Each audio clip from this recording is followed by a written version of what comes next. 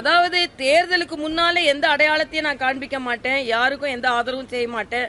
திருப்பரங்குன்றத்தில் இந்து மன உணர்வு புண்படுத்த போது சில வார்த்தைகளை அவர் சொல்லி இருக்கலாம்.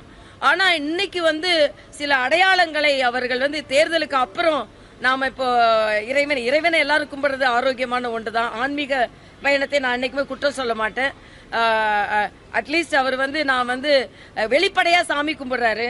அண்ணன் ஸ்டாலின் மாதிரி கொடைக்கானல் போறேன்னு சொல்லிட்டு அவரு சாமி கும்பிடாம மற்றவங்களை சாமி கும்பிட வச்சு அதோட பலனை அவர் அனுபவிக்கலாம் நினைக்காம நேரடியாவது சாமி கும்பிடுறாரு. அந்த வகையில நான் பாராட்டி தான் ஆக வேண்டும். இன்று திருச்செந்தூர் சென்று முருகப்பெருமானை வழிவிட்டு சென்றிருக்கிறார்கள். இந்த ஒரு சிறந்த நாள். அவருடைய தொலைநோக்கு சிந்தனை நாளை தமிழகத்தை ஆளுவது மக்களால் ஒருமனதாக இன்று அவரைத்தான் தேர்ந்தெடுக்க வேண்டும் என்பதுதான் எல்லோருடைய எண்ணங்களாக இருக்கிறது. அடிப்படையில் எங்கு பார்த்தாலும் இன்று தமிழகத்தை பொறுத்தவரையிலும் உலகளவில் முதல்ல பசுமை புரட்சி, வெண்மை புரட்சி, இனப்புரட்சி, சோசியலிச புரட்சி, நான்காம் தேதி காணுவது நம்முடைய தமிழக வெற்றி கழகத்திலே தலைவர் தளபதியுடைய விசில் புரட்சி தான் நடைபெறப் போகிறது என்பதை மகிழ்ச்சியோடு தெரிவித்துக்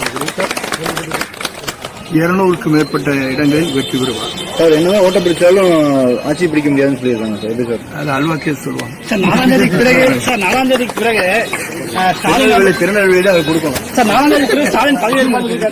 அதாவது ஸ்பாயிலரா இருப்பாரு, சில இடத்துல ஃபெசிலிட்டேட்டரா இருப்பாரு, சில இடத்துல ஃபால்ட்டி பிளேயரா இருப்பாரு. அதெல்லாம் கரெக்ட்.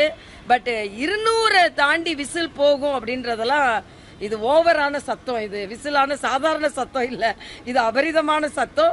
அந்த சத்தம் விசில் சத்தம் இல்ல. இவர் சொல்றது பார்த்தா பாம் சத்தம் மாதிரி சொல்றாரு. 200 அது 200 விசிலுக்குன்னு ஒரு சத்தம் இருக்கு. அந்த தாண்டி அவ்வளவு பெரிய சத்தத்தை எல்லாம் போட முடியாது. இது வெடி சத்தம் மாதிரி சொல்றாரு.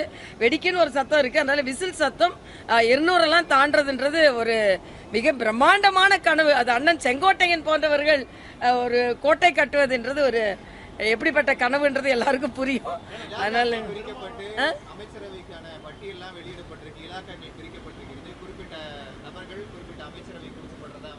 கனவு காணுவதற்கு அத்தனை பேருக்கும் உரிமை இருக்கிறது.